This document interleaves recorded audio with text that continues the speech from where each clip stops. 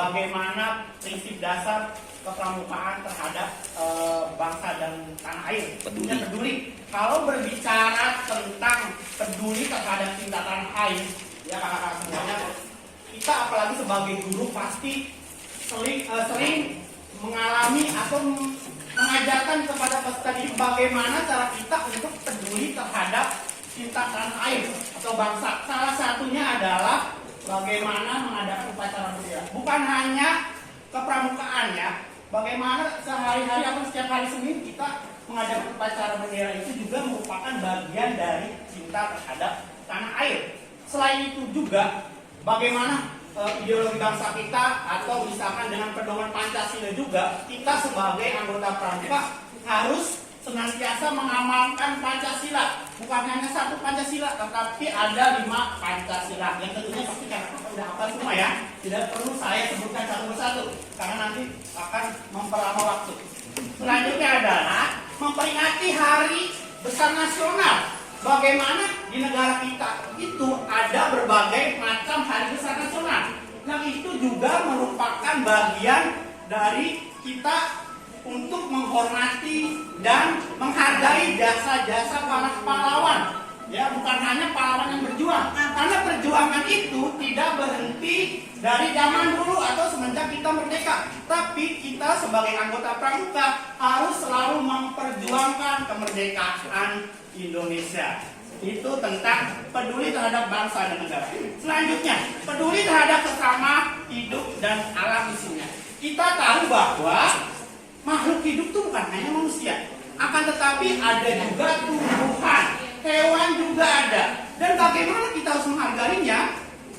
Ya, caranya adalah kita mengambil dari lingkungan yang kita sering temui, ada lingkungan sekolah. Ketika ada tanaman-tanaman atau sampah-sampah yang mulai berserakan, misalkan kita selaku anggota Pramuka ya harus menghargai lingkungan kita. Contohnya tentang apa? Bagaimana menjaga kebersihan lingkungannya. Apabila ada sampah misalkan, jangan hanya melihat, kita ambil duluan. Tidak perlu memberitahukan kepada peserta didik, tolong ambil itu sampah, pindahkan ke tempat yang benar. Tidak usah seperti itu. Kita sebagai anggota Pramuka lebih penting jemput bola kalau bahasa sekarang. Tidak perlu menunggu, tapi kita jemput duluan. Seperti itu. Terus menjaga melestarikan lingkungan sudah pasti. Bagaimana kita lingkungan kita harus tetap lestari, ya, seperti lambang Pramuka tunas kelapa, ya, kelapa hijau. Siapa sih yang gak suka minum kelapa muda ya? Menyegarkan. Berbicara menyegarkan juga, kalau lingkungan kita segar, kita juga segar.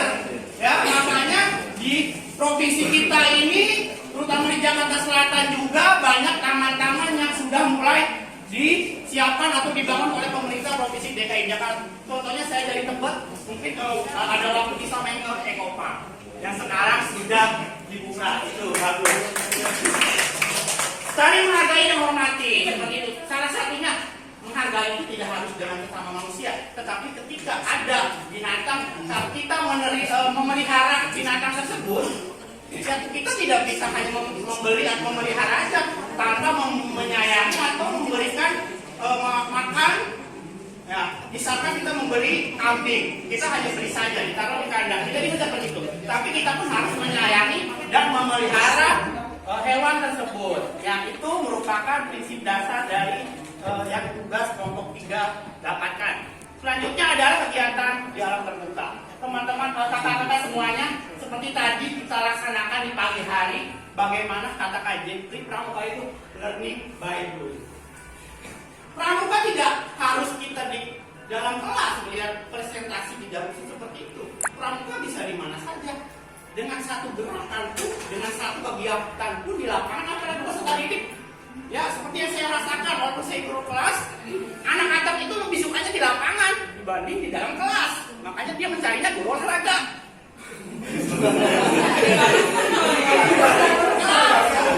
Ya seperti itu, apalagi ketika latihan Pramuka baru poin aja masih ada pelajaran Pak Pramuka.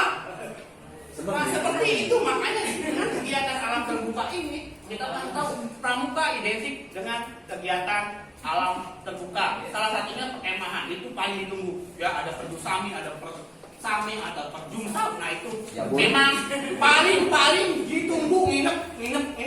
Nah, selain itu juga ada kegiatan sosial. Ya, bukan hanya di dalam sekolah, kegiatan Pramuka pun juga identik dengan kegiatan sosial. Salah satunya ketika ada bencana, Pramuka tidak hanya diam saja. Pramuka harus siap siaga membantu kegiatan tersebut agar semuanya kembali seperti biasa. Terima kasih. Demikian presentasi dari kelompok 3. Wassalamualaikum warahmatullahi wabarakatuh.